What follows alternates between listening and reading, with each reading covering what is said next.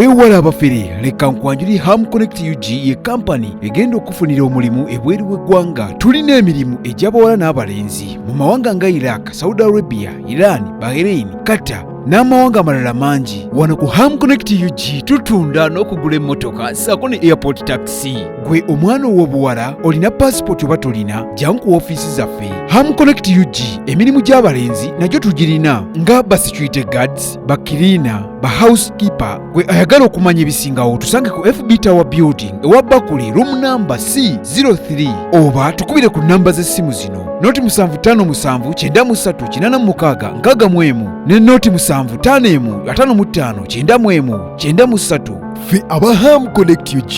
tutuukiriza ekirooto kyo.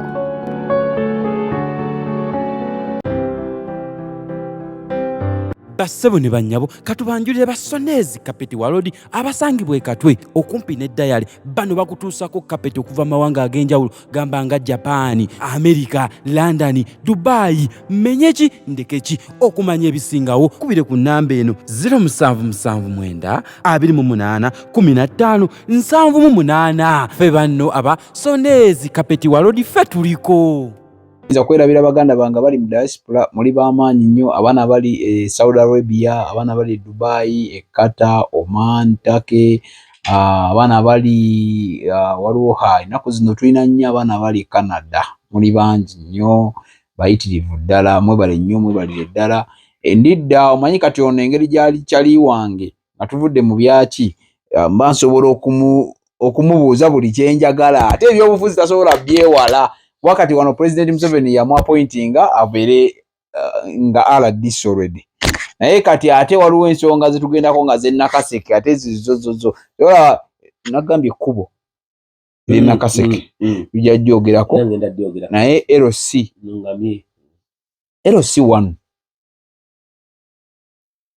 obutebe bwa obukiiko bw'abassentebe be LC1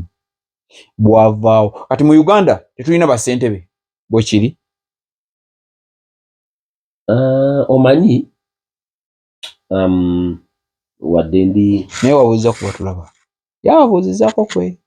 bannayuganda mwenna abandaba abannengera abampuliriza erinnya nze Kasoma Joshua Zaake nkolera mu ofiisi ya President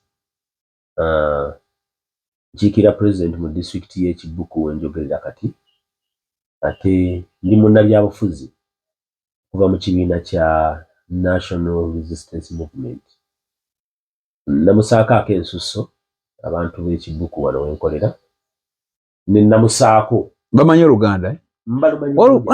wempise wali mu katawuni nga balina engeri gye boogeramu Oluganda epya ddala ngamba naye Baganda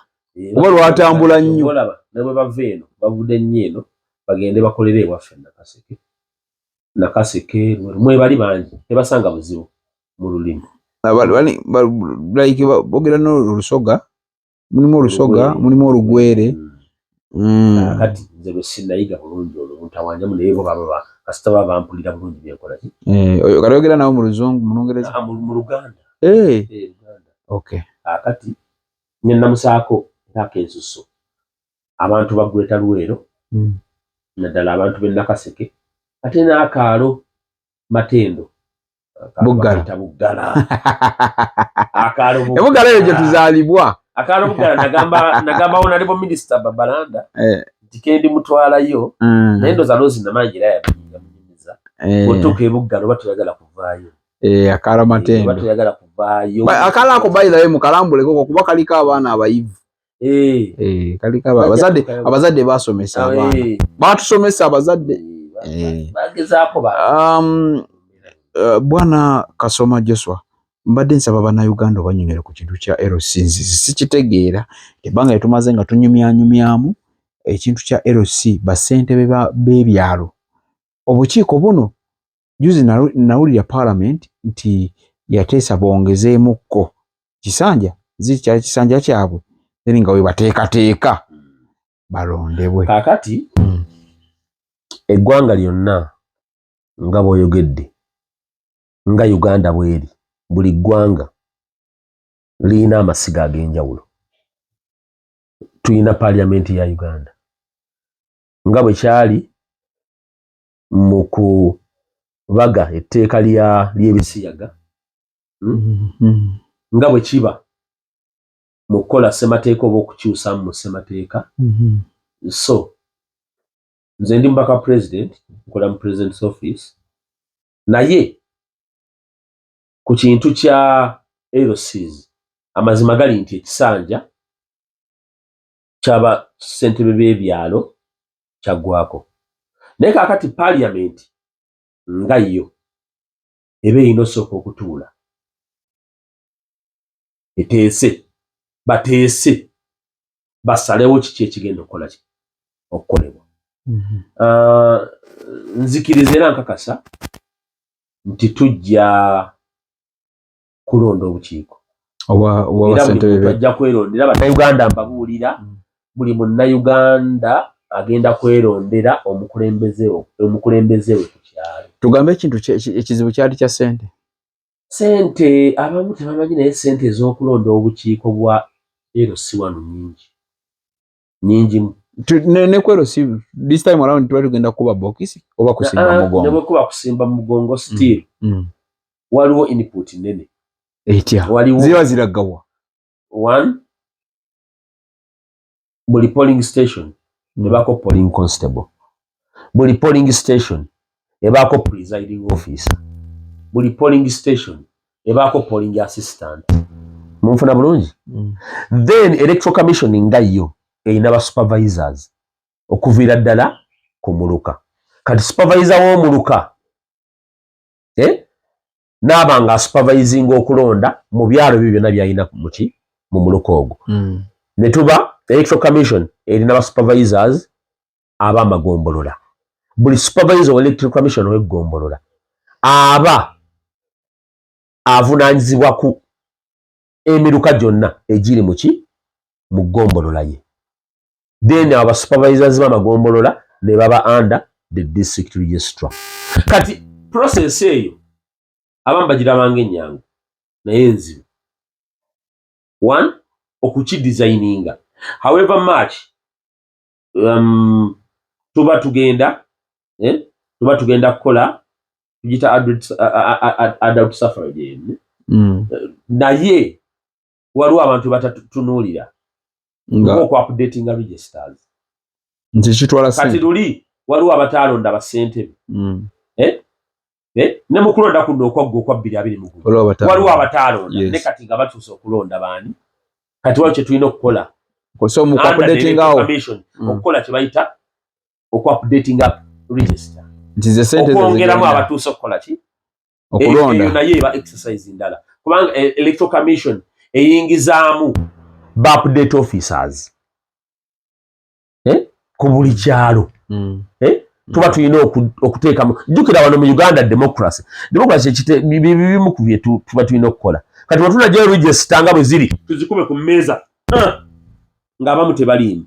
wajja kubawo ensasagi promotion. Omuvubuka gye nga yaweza emyaka gye 18 luli aba yalina mmeka 16 we twalondera mu 2021 kati we 18 aba alina okuba mu register, meaning tulina okukola update ya register. So sente z'ogamba electoral commission zeesaba n'abamu ne bagamba nyingi naye kikola mu Uganda yonna tulina okukikola kubanga byonna tubikola nze ng'omuntu omu kyenjagala nga Kasoma Joshua zaake tube n'abakulembeze nga ddala bakulembeze ate nga abakulembeze babalonze mu butuufu.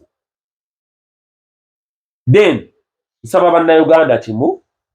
kubanga Parliament ngiwa ekitiibwa kyayo nga Parliament ye legislature ndiwo ekitiibwa kyayo. Ndi Parliament kyebeesazeewo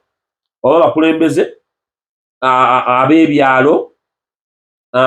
kubanga kakati tetusobola kugamba nti ate buli kyalo kituule eyo basooka ate balondewo obulala ate obunaakola paka deni nga tutegese okukola okulonda. Eyo protocol eba ndala. Nze mbadde nsaba tubeere bagumiikiriza bagamba omugumiikiriza atuukawa. Kati so abannayuganda njagala obatangazeemuko katono adisi.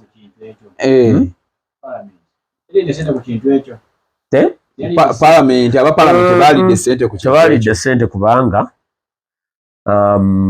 eziteekateeka nazo omujjukire twakamalako financial year. Ubwo mukaka. Twakamalako financial year bannayuganda mbategeeza twakatandika financial year 2023 2024 mwene twakagitandika. So ebitongole byaffe nga Uganda Revenue Authority bikibi biba biri mu kunoonya ssente okuzinoonya okulaba nga zikola ki. Kyekyo lwaki olaba n'emisaala gy'abakozi ba gavumenti egimu giruddewo girwawo allowance. Chairman LC wano nga tuli ku nsonga eyo yennyini nawulira mbu afuna omutwalo gumu ogw'ensimbi buli mwezi nga omusala ogumusasulwa. Ekyo tekireetera okuba ku nsonga emu gye twayogerako ey'enguzi mu interview emu gye nali naawe. Tekireetera okuba nti nno muteekawo okukaka omuntu okuba ng'ali enguzi ng'ajja kusaba bano abantu okumukolera ebbaluwa, omwana azze ayagala kugenda kufuna passport bamukolera ebbaluwa, omwana ayagala kufuna kino nti n'amugamba leeta omutwalo kolayo bw'oti kola bw'oti. Tekireetera okuba nga enguzi yennyini evudde waggulu n'ejja ku ground nga mwe mugisize. Lwaki chairman atandikirwako afuna omutwalo gw'essente ng'ate omubaka wa Parliament afuna ssente ezo? Kati kanzireyo era njogere ku Parliament. Muli mawulire Parliament yeeyisa amateeka gonna. President n'aleko akola ki? N'asayiningako. Nina baganda bange naddala abamu aba opposition bemuwa omukisa ne baleekaanira ku radio ne ku TV. Mumbuulireyo omu era ayimidde ku floor ya Parliament n'ateesa bongeze basente bebeero si wano omusaala. Kabe sente bebeero si 3 ali mitwalo ameka? Asatu. Ekimulete okubanga agenda kubba amataka ga sente wa district enamba afuna miliyoni meka? 2 ziri mu 2. Mumbulire ababaka ba Parliament naye nga mu district gyafuna miliyoni ze 2 mulimu constituency 4 buli ali mu constituency eyo afuna miliyoni za 3.5. Nenda se babaka ba Parliament bafuna miliyoni 5 tebawuddisa miliyoni 5 buli mwezi. So ndeeta kino nsaba ababaka ba Parliament baffe producer kyo bado kimanyi nti bafuna 5 bafuna miliyoni 5 ziri mu 5 tebawuddisa buli mwezi. Ate bo abagenda okweyongeza emisaala tebalaga bannayuganda. Wali osanze document yo noba ngeri ku media nti nno Parliament yatudde ababaka ba Parliament ne beeyongeza allowances. Tubiwulya buwulizi kati kamera bazijjako kaziyo CCTV kamera bajjako. Basookera mu 2 nedda tokimanyi nti nno basookera mu 225 ne bavaawo ne bagenda mu 3.5 kati bali mwaga mbuulira ndagayo document net ku media ng'ababaka ba Parliament beeyongeza sente bonna. Naye abanga ba Nrm abanupu abaliyo abadp bonna kati kyenkuleta kikino teri mubaka wa kizibu osanga mubaka wa Parliament ayinza okulumirirwa chairman w'ekyalo ate nga yatandikirwako. Kyenkubuuza mu Parliament nti bannange nsaba basentebe b'ebyalo bakole ki babongere omusaala nti nsaba basentebe b'ebyalo babongere ki omusaala nti nsaba district bakyapasoni ba district babongere ki omusaala. Gwe nga legislator MP akiikira constituency oba MP omukyala akiikira district wali ogenzeko ku floor ya Parliament n'ogamba bannange mu local government bano abantu bakola nnyo okulwanyisa okulya enguzi gye balyanga bakyapasoni beero n'okulwanyisa kuba ne basente beero sisiri abamu baafuka babuloka bamataka. Naye nga ekimu ku kibatuusaawo okukola agenda otuuka n'oteekamu ka ATM nga n'asatu tegakyawera. Naye ababaka ba Parliament nabo beeyagaliza bokka bo batuuka those abnormal allowances n'agenda n'aleka nina muganda wange yali mu Parliament n'ababaka ali mu Parliament naye n'abo basente beero si wano tayagala kumanya tayinza naboogerako NRM bammwe naye buli kimu okiteeka waffe yatagala kwogera. Nedda kankusese eri bannayuganda kye batategeera kimu. Tugenda ne tulaba kati nze Kasoma Joshua Zaake bwe mba njagala okwogerako eri bannayuganda mwami Kalesula Benjamin nga bozze wano weeyina okunzigirako interview omubaka wa Parliament toswama bannamawulire mu kolido genda ku floor ya Parliament oba oyogerera genda oyogera abantu bakulabe nze kambasese Parliament ya Uganda eri diluted mulimu n'abatamanyi luzungu nga talina kyakwogera. One, mulimu tu abayebeyebe abatana okwogera ye ng'atya then eriya namba 3 ng'oli yeewola weewoza akasente najja business politics wa Uganda ali commercialized nga yeewola sente ya najja n'ayitamu alina okuzayo sente ajja buzzi kusayininga n'aweta n'agenda neebaayo omulala ng'omukisa gwamutomera nga gino ejjammwe egya weevu eyajja omukisa ne gumutomera n'agwa wati tokulemberanko kyalo tokulemberanko wadde toberanko wadde head prefect ku ssomero ni mu Parliament ogenda kukulaakulanya bantu naye nga democracy gwe tulina mu Uganda atulagira nti omuntu baweze 18 ya ssemateeka bw'atugamba era Parliament enyini yeeyisa ki yeekola amabaga ago Parliament yebibaga kati oli 18 n'omusanga azze okwesimbawo ssentebe wa Ggombolola naye nga tamanyi na mulimu gwa ssentebe wa Ggombolola kati n'ababaka ba Parliament bwe bati bangi mubalaba naye nze kankusese mu opposition nina abantu bempa respect kati opposition yamu njagala ogijjemu Sseggona Honorable Sseggona ndiwe nale mu ninjogera mazima gijjemu Honorable Sseggona ogijjemu Honorable Ssemujjunganda Ibrahim ojjemu Honorable Sewungu ojjemu Mathias Mpuuga ojjemu Honorable Namboozi batandika okuteesa bakubaganya ebirowoozo aba opposition ate Honorable Zaake si mubi naye amalala gakyali mangi Honorable Sseggirinya ne muveeko yalina kuba ssentebe wa Ggombolola mukisa gwamutomera butomezi ye mazima ate nange kenyini mwe Nrm waliwo bennina Honorable Ssewanyana yandibadde oke naye obusungu oba ebyo byakola ng'olabira ddala n'enjogera oddira enjogera y'omu bibaala n'ogitwala mu Parliament ebyo tebikola. Baganda bange babiri booleseeyo aba Greater Luweero Honorable Arani ne Honorable Ssekabira kati abo bo jjukira bakayingira Parliament mpozi n'omukyalo ono ow'Emityana munnamawulire bajja kuyiga mpolampola yali munnamawulire bamuyitaani so omukyalo oyo naye mukyala ateesa bulungi mwebali abamu naye nga ogambye bwe tujjamu bali kale bonna si babi nnyo naye bwe tujjamu abo oba oyimiridde nti opposition mu Parliament yimiridde kwabo kyenagamba mukyalire ewuwe ne mugamba nti nno Ntamaguzi tamutaddeemu mu Luweero Greater Luweero omubaka gwe nnyinza okugamba nti mulabako ku floor ya Parliament opposition ku floor ya Parliament Kiralani azze kati naye abeerako ennaku zino then ne Mayanju Nabukenya alina n'obukiiko engeri gyakola ki gyabaako naye kati abalaba bakuzi radio leero ndi ku BTFM enkya ndi ku Simba luli ndi ku ki n'agenda n'aleekaanira okwo olwakola mumufuna okola gw'okutegeera otya okukola parliamentary business alina genda ku floor najja neno kugula buli mpaka Parliament alina akakiiko k'atuulako alina committee gy'atuulako mu Parliament osanga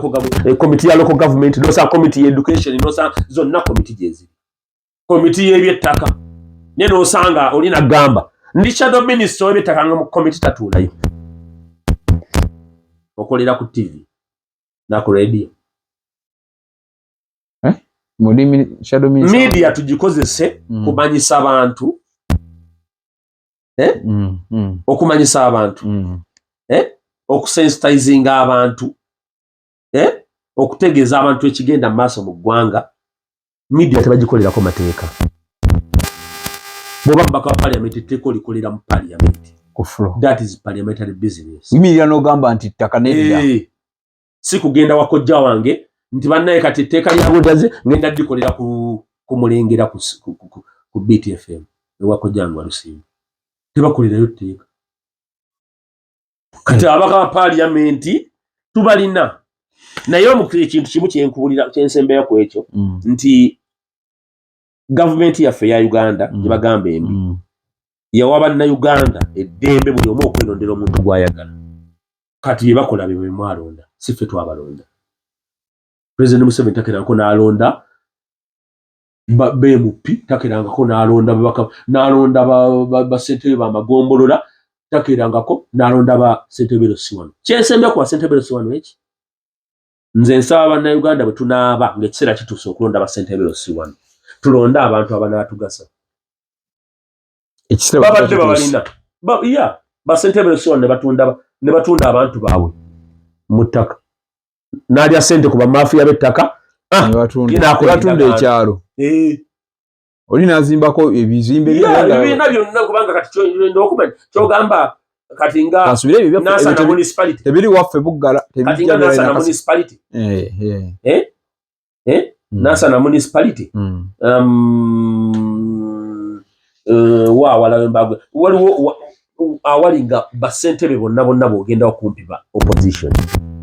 naye ensobi ze bakola ffe tubagamba bazikola n'ekiri kimu bibiina byonna tulina okutunuulira omuntu kyasobola okukola si kulonda lwako batugambye. Big Brother Uganda webale nnyo webalire ddala tulaba genda mu comment section olina obubaka bwetaaga okuwa RDC Kasoma Joshua ajja kuba asobola okubusoma tujja busoma era yansuubiza tujja mulumbanga Ekibuku eno inshallah tuberenga tumuyisanga eggaali mpolampola ng'enjogera y'ennaku zino bweri tewerabira banafa ba Century Property Real Estates Uganda Limited tutambula nabo ate nga banaffe aba Cab Motors basangibwa Wabakuli batunda motoka Atini Motors batunda motoka njagala obuuza ku basuubuzi b'emmotoka mwenna abangoberera naddala abasajja nga baggayi ababeera Saalongo ababeera ku mikutu egy'enjawulo mwenna bali ku Pine abali Wabakuli Emmenga bali mu Ndeeba mwenna kasobera ng'oli musuubuzi oba batuyita ba bulooka nga ng'oli bulooka wa mmotoka nkwagala nnyo muganda wange kubanga ompagidde nnyo tewerabira bannaffe abasoneyezi Carpet World balina ekipya bakuwa kaddomaati ak'obwereere ka mitwalo 15 ku 2 naye bakugaba ogulayo carpet ne obuguze ya mitwalo 2 bakuwa domaati ya mitwalo 2 kale beeyune basanga wali ku Diary awo ekatwe okubo liva mu Lubiri Emmengo mamisoneyezi mukubire simu ojja kuba ogiraba yeeyo ebadde mu Bulango so nga ate bannaffe babayita Ham Connect Uganda bakuyambako tebakukolera wabula bakuyambako nofuna passport nofuna visa nofuna national ID nofuna ne permit bakuyambako basangwa ku FB Tower building Wabakuli nga wakava ku bitaala ng'ogenda Enankula Big and Bigger Vocational Institute basomesa bya mikono gye tukubire ku namba y'essimu eyo jangu otulabe bijja bitambula ddala bulungi nnyo oyagala kuyiga nviiri oyagala kutunga kyalaani oyagala kuyiga kubajja oyagala kusoma kompyuta kusoma by'amawulire kuyiga firimu jangu mu Big and Bigger Vocational Institute tusangibwa Kasubi ne Nakaseke tugenda kuteekayo branch of course bijja bitambula ddala bulungi nnyo webale nnyo webalire ddala ndowooza abaganda bange ababendeseewo ba Bone Barista basangibwa wali ku FB Tower building saako ne baganda bange aba Victoria School of Beauty and Hospitality Management ndine RDC Kasoma Joshua self-sa zaake bamuzaala Buggala ku kyalo nange kwenzaalibwa tukuze naye tusomye naye wa NRM nze ndi wa Nuupu era nze mugamba nnyo nti president wange Kyagulanyi newankubadde waliwo alina kyayogedde mabega nti ebintu ebitugattako okireese otya ebintu bye tuyina okuganyulwamu nga bannayuganda ebintu ebirina okukyusa obulamu bwa bannayuganda tetulina byetamu njawukana za byabufuzi kyekino kye tuliko nti kino kitugattako kyempakanyaamu oyinza okumpa bulamu bw'ojjako Seggona Nambooze Mafia Simpuuga bw'ojjako mwami wa FDC ono gwagambye ennaku zino badde waliwo okusuka omuguwa mwami Nganda Ibrahim Ssemujju Nganda opposition eba teteredde bulungi sola kwe positioninga mu parliament kiki kyotegeeza njagala bw'ofuna obudde otunule Parliament ya Uganda bwe badde ntwala nnyo obudde okukola research ezo otunuulire waliwo ekiseera nakati kati kubanga because of time nijja tu media ntinze twala budde bungi na kinyonyola naye njagala otunuulire ebiseera bye twayina beemupi material kansoke nkubuuza ekintu kimu nga sinagenda ku ekyo wali owuliddeyo omubaka wa Parliament mu Northern Uganda gwe bawaabira mu kooti obutasoma simuulyangako pozi nga gyali lwaki bawaabira ba mu Buganda tebasoma mpapula ziri fake tulondesa bukyayi ekyokubiri tetusengejja bankuba akalulu akasembyeyo oyamba bakankuba mujjukira omukyala wa UPC yakatuku do you know what those people did bo batuula ne bagamba nti gundi jangu gwe gundi tukumanyi oli mwana wa gundi gwe naawe tukumanyi naye omanyi ono yaba akola ki yabajja bateesa ba elders bateesa okay ne baleeta omuntu gwe baleese tusobola kukola ki kumukuba kuba baleeta material that is why teri mubaka Parliament gwe bali bawaabidde kuva mu Northern Uganda ntasoma ekitegeeza naye waneeno mu Buganda wawerawo n'abawera 20 mu Parliament bakyaliyo nga ssente bateka buteese mu kooti baneme basingisa misango ne bali enguzi okugenda mu Parliament tekiri ku level ya senior 6 senior 6 ate bazirina senior 6 ate bazirina nga tebatuuka mu senior 6 kati kyenkubuulira kiikino muganda wange ngaba elders mwakyoli ne mu Northern Uganda bachifu baayo we basengejja abakulembeze naffe twandibadde ne team emabegako lwakuba gundi eyo yayonooneka temugamba nti nnumba mmengo naye nkobaza mbogo ogiraba yandakyalinga abaki abavubuka nenakyalinga abakulembeze okuva mu wansi noli najja ng'alina leadership skills ayina PR amanyi okwogera n'abantu honorable Alan yafubutuka mu nkobaza mbogo munfuna bulungi naye kaakati oli ajja wammwe oli ajja kasitaafunye ekikondo kasala bambuleera kasala gamba ono ewambuleera nga bakola ki so nti tamanyi bantu tamanyi ebyobufuzi bya Buganda tulondesaamu obukyayi biri diluted ekyo nkubulira biri diluted kaakati kubanga okubeera nga biri diluted era mwe muli mu buyinza olwaleero kitegeeza omusingi gwe musize gwe mufu kaakati kankwe ekyokolako kimu bwe tugendako mu Busoga nina Asumani basaalirwa wali mu Busoga waliwo Asumani basaalirwa ne waffe mwe naali mutulina Pasisi Namuganza tulina Rebecca Kadaga mpa quality yabo mu Buganda baliwo quality leadership quality bali wawe yaze beba segona beba nganda beba namboze bo bajjamu nga bombuziza bo bajjamu ani goyinzo gereganya nabo mu kuzimba policies kiche kikiso kubanga okyasobola okuba nti Uganda Joshua bwovaamu wano tewali kiyinza tambula bajjamalu tebasobola kutambuza kintu ekyo tebakisobola kiche kikireese embeera eyo kaakati politics wano mu Buganda naddala mu Buganda ali too commercialized wabyansimbi kyabusuubuzi kyekisooka sima bakitandika abawe Nrm actually Nrm bagambira tukosa sente nyingi lwakuba ffe tukyasinze n'okuba ne primaries ez'amaanyi ati nazo muzisaamu sente ti omuntu atuuka mu primary ekirungi n'okutegenda kola primaries ku luno ejja kukola mujja kulaba ate abanoopu abasinga bajja okuvuganyira sente bazijja mu State House kati Kambasese awo weesibyewo nnyo Kambasese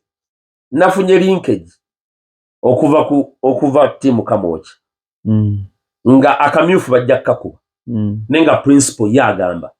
ono gundi ayina ofuna flaga yegundi nono gundi ayina ofuna flaga yegundi nono ayina ofuna flaga yegundi bonga tebagenda kuwako buno nga tebagenda kuwako omuyufu oyo si democracy fe democracy tumuzaayo gwabijewa ogenda bbira wologo bagambye kyolina okola babulooka kati bali wali babulooka we bali ku ofisi za mweza noku we bali era omuntu yenna nze kyovola byobufuzi bino kyenagambye nze byobufuzi tebinjawukanya na munnange ye Kyagulanyi yakuba ekintu ki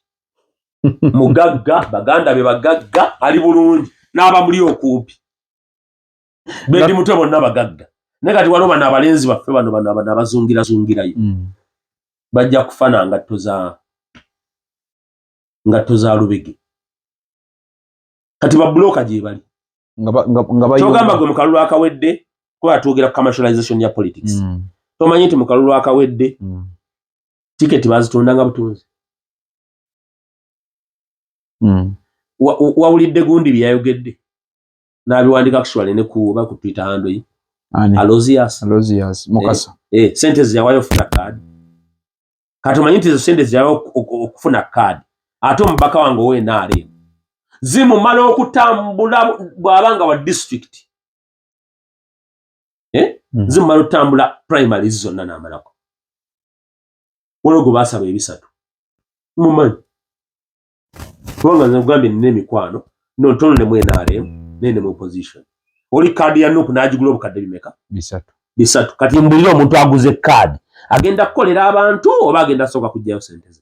obukosi ziba zinasoka nga tonnamunenya butakola zinasoka so kakati dilution ya politics evaawo tutunuulidde awo mwatuuka ne ku level etuuse omubaka eyabba akasimu mu Parliament kamera nga zamukwata besimu mwebale kulonda nga tumaliriza mukulu RDC badde nsaba okone ku kintu kyawe waffe eri Nakaseke tuddeyo ekyoluguudo kubanga nasuubiza abatulaba nti ogenda kikoonakoko oli omu kundowooza kubasobola okuba ng'oteekako ettaffaali oba osobola okukozesa eddoboozi lyo mu bitiibwa byo oba mu bukulembeze bwo n'ogamba naye bwe weegatta n'emikwano gy'abalala abali mu level ezimu z'olimu oluguudo lwaffe nga lusobola okukola ki okuteekebwa mu budget ate ne lukolwako okuyiibwa kolansi. Kakati kyenkakasa kino kubanga asoose kumbuuza ki ekiremesezza emyaka gino gyonna 40 oluguudo lw'ekisule oluguudo lw'ekisule okutuuka ekapeeka okuba nga terukola ki terukola kolansi ntalo z'abakulembeze baffe ntalo zitya ate buli omu ng'ayagala alage President Museveni nti akola nnyo omulala n'amugamba tutakwatagana teri kijja ttambula bw'otakwatagana nange teri kijja ttambula kyogamba entalo ze Nakaseke batozimanyi so entalo mu bakulembeze kati nammwe ng'entalo ze mulina mu Nuupu zezisuula ebintalo zezisuula ebibiina byonna kebe district local government namwe muzina services buli wabawo entalo mu bakulembeze services mu district tezituuka ku bantu n'osanga nga chairperson wa district takolagana na bakansala n'osanga chairperson wa district oba takolagana na speaker chairperson wa district takolagana na RDC wayo gwe twaweerezaayo president gwe yaweerezaayo ofuna bulungi so for some good time okumala ebbanga ddene abakulembeze bafe ab'e Nakaseke babadde mu ntalo kyekiremeseza oluguudo lwaffe okolebwa show of power show of authority naye bali mu NRM bogamba I'm open yaddebe NRM naye njijayo ensonga bannayuganda n'abantu bange ab'e Nakaseke bagitegeere naye ate bwe nvaawo nafunye essanyu kati okugeza oluguudo njogerera oluguudo oluva ekiwoko Luweero kiwoko butalangu batandise oddukola kolansi era nga njagala nsimbe ajja Saida Bumba eyo mission yagitandika ndooza emyaka ng'eno emabega okola oluguudo ekiri naye nafunye okusanyuka bwe nalaba nga Dr. Sengonzi his under secretary mu Ministry of Finance ng'ali ne Dr. Sengonzi yatula ne Minister Kabuye Kyofa Togabye n'atula ne Rose Namayanja n'atula ne Honorable Najjuma Sara ne batuula Dr. Semonzi nakuba sente ya paasi ziri nakuba paasi ya sente Hajati Bumba ze yasaka ze yasaba okuva mu banka z'Abawarabu banka bagita njera biddemu era company ne signing company egenda okukola ekkubo eriva Eruweero okudde Butalangu ng'oyitira Ekiwoko ne signing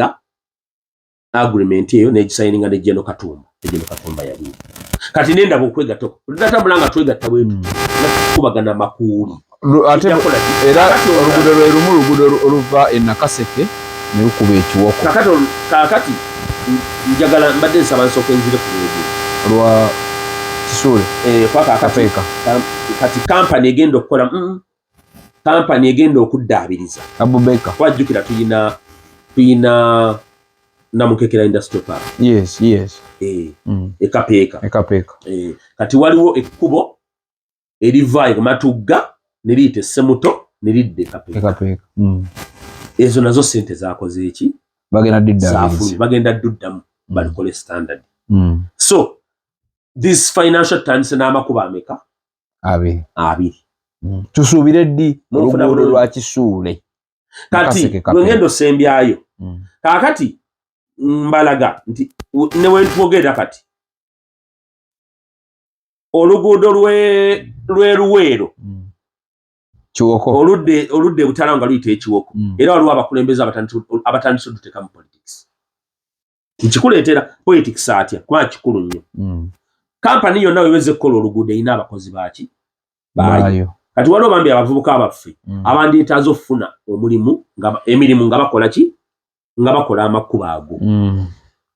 erya Luweero Butalangu n'eri Amatugga Kapeeka munfuna bulungi wage tusoose nago omwaka guno naye kakati bannabyabufuzi abamu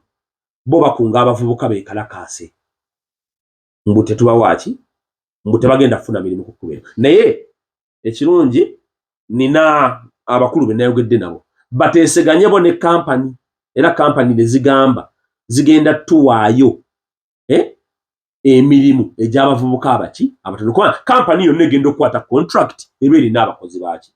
bayo ne kati waliwo abakulembeze naddala abamu bo banoonya kuwulikika mawu nti oli yayogedde ate nga bulijjo bagamba amakubo ago tegakola ki tigakolebwa ne kati gakolebwa sooka osiime olyoka ologinge in country sooka osiime nti bannange neebaza President Museveni ne bokale bwe batomwagala nnyo weebaza abaakikoze bakulembeze that's out of money sente enkumi nnyo ofuna bulungi kaakati tulina okwegattanga abakulembeze okulanga ebitundu ebikola ki bitambula kati nsembyayo oluguudo lwaffe luyita luguudo lwaffe oluguudo oluva Ekisule okudda Ekapeeka oluguudo olwo baaludizayininga nga luyina kuva Kalindi luyite Ziroobo lugwe Bamunaanika lugwe Ekisule luyite Nakaseke lugende Ekapeeka lugwe Ekituli era nga official lutandika 2025 tuba tusobola kukola nguudo zonna ssatu bulungi chorus ebigambo bino bijja kudda ne luli nagamba abantu nali kumulengera nga ndi ne Professor Wasson mine ngamba abantu nti nno bajjukira bagamba Luweero Butalangu batulimba ne compensation y'abantu bokka compensating abantu ku kkubo nga bw'olimanyi kati eri ekkubo lyaffe liŋŋambi omanyi sente zigenda mu compensation abantu abalinako ennyumba abalinako zipoloto basasule obasasule kati wali sooka osaleko banaawaffe bokka osasule okuva Ekisule okutuuka Ekapeeka sente mmeka z'oba okozesezza sente nnyingi naye kati jjukira eriyo tegenda kulya sente nnyingi Matugga Kapeeka kubanga lwo kuddaabiriza olwedde baabasasula naye sente ezigenze mu kusasula abantu wakati wa Luweero ne Butalangu billions and billions of money actually oluusi ogenda n'okubalamu nga sente eza compensation zisinga ezigenda okukola ekkubo kati abo kye batandika muki kati ekkubo lyaffe nze njagala kukakasa abantu b'e Nakaseke nti tukwate empola amakubo galudde naye okufuna ekintu bagamba lugero ki olutegeeza omuntu bw'akusuubiza ne bwalwawo okukuwa naye ng'akoze eki ng'akuwadde akira akumma Kakati ebyaffe tukwate empola bigenda kukolebwa kwate empola 225 223 njagala mbabuuze ekintu kimu ng'abantu b'e Nakaseke nti kaakati tuli mu kukola Luweero Butalangu tuli mu kuddaabiriza Matugga Kapeeka Luweero district luguudo ki oluli mu kukolebwa olwakola Luweero olwo bajja okukola oluva e Kabimbiri luyite Zirobwe lukolera Munandika lwaluyise mu Luweero ne Nakaseke okay lukonereza Kituuma tuba Mitiyana ebera tuba mpaka Mitiyana lwo lunene lugenda kuyita mu districts mmeka 3 kiringa ne luli lwebaddaabiriza wakwata luliko compensation olwa Matugga Kapeeka ode baba wadda lwayita lwava mu Wakiso ne lujja ne lukoonako mu Luweero ne Nakaseke awo kawumuwa walu abaluweero ne ludde Nakaseke kati luno luva Luweero wali ne luyingira mu katono mu Luweero katono ne luyingira mu ki Nakaseke awo Nakaseke central ne mumanga mulina okukola ki ate n'ensaba abavubuka bannanga abaagala emirimu nti ebintu tubikwate ki mpola emirimu eginaabaawo tujja kubayita bulungi nnyo tubagambe nti gino emirimu kampani yatuwadde bwegiti emirimu bwegiti tulondeyo abavubuka abaagala okukola ki saba nakungako abavubuka bafuna emirimu mu Kapeka Industrial Park ne bagaana okukola mbu obusente butono nga mbuwa meka zali nto omuntu yenna ng'atandika bizinesi aba ayagala alabe enkolayo okay naye kati omanyi nti abantu abasinga okukolayo basasula bulungi naye tebava mu Nakaseke tebava mu Gweta Luweero kati tulina obuzibu ndi tujja kulwana tufube okulaba nga bavuka bafuna ebirimu naye abamu tebajja kukola kati oluguudo lw'e Matugga Kapeeka baali balukola omwaka ki lwe baali balukola baawa abavubuka abaffe emirimu naye omanyi abavubuka kye baasinga okwettanira kwe kubba amafuta mu zimashini bwe babagambangako nga bagamba ffe mutuveko tuli baana b'abalwanyi tujja bookera emmotoka byaliwo so muto Kapeeka so discipline eyo nze ntera okwogera nnyo ku discipline ne character eri bavubuka bannange nti tukwate empola mpola bino okuba okuleetawo ensasagge simanyi omukulembeze gundi omukulembeze agamba naye nga ye anoonya alabikira mawulire alaga abantu nti akola ki akola nnyo okay tweyanzenge webale nnyo webalire ddala oyo bamuyita RDC nsaba sibula batulaba bannayuganda bannayuganda bannange mwebale nnyo okumpuliriza nze Kasoma Joshua Zaake ndi munnabulemeezi wadde wenjogera kati President Museveni yansindika eno Kibuku gye nkubira emisota naye era nenkomawo ntera nenkomawo nembaako mu Nakaseke awo Nakaseke South nja kujja sebo nja kujja ekintu kiri saakitegeera kituufu ogenda kwesimbawo waliwo omwami oyina entebe gyeweegwanyiza si gye neegwanyiza gy'oyagala njagala kukolera bantu oyagala kukolera bantu wa njagala mbeere nga nze one kati abantu babuuse tebakyayagala bafere 2 abaana nabo abantu baagalako ku baana enzaalo bebamanyi nti benya azaalibwa wa muzeeyi Kironda e Buggala nti Kasoma Joshua Zaake azaalibwa wa Zaake wali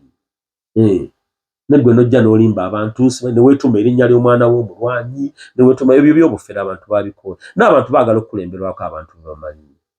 n'ekirala omuntu ng'abeera mu bo tebabeerayo nga bw'ogenda mu constituency nayo ekufiiringa nga tokozesezza ssente si kufiiringa lwakuba ogabye n'ogaba ogenda buli stage ya bodaboda ogaba ssente kikyobasizeemu okukola anti omukulembeze kye baagala ekyo omukulembeze kye baagala ye politics omufu omanyi nze atakumira mpeera RDC nja muddira nze Kalyesuubula aka Big Bro Jamal ow'e Nakaseke tuli Kibuku gye tusinzidde Ssaabasajja Kabaka wa Buganda awangaala imaaso Victory School of Beauty and Hospitality Management ly'ettendekero erikyasinze okubangula abayizi mu misomo egy'emikono. Tusomesa okusala n'okusiba enviiri, ebyokwewunda, okufumba, okuweereza mu mawoteeri, okutimba ku mikolo, okukugga mu busomesa, obwamakanika n'ebirala bingi. Tuyina ebisulo eri abava ewala. Tuyambako n'abayizi okubafunira emirimu. Jangu weewandiise kati oleme kufikkira. Tusange Nateete ku bitaala oba kuba ku ssimu noti 7 noti 4 293 729 oba noti 755 155 422. Victory School of Beauty and Hospitality Management. Boni Barista Coffee and Cafe Limited yevaba kutakati mu kukola okupaakinga n'okusomesa enkola ya kawa. Tukola kawa mu bika eby'enjawulo omuli espresso, cappuccino, black coffee ne latte. Tutendeka ate era ne tugabana certificate eri abayizi ababa bakuguze mu kukola kawa mu bika nga V60 coffee, Chemex coffee, Aeropress coffee, Siphon coffee, cold brew drip tower coffee. Tusangibwa Kampala wa Bakuli ku FB Towers building omwaliro ogusooka room number B04 okuliraana amafuta ga Haas. Okumanya ebisingawo 0703 07 43 65 ne 0784 11 27 21 oba tukyalireko ku website yaffe ku www.bonibalista.com. Boni Barista Coffee, fuel for the day.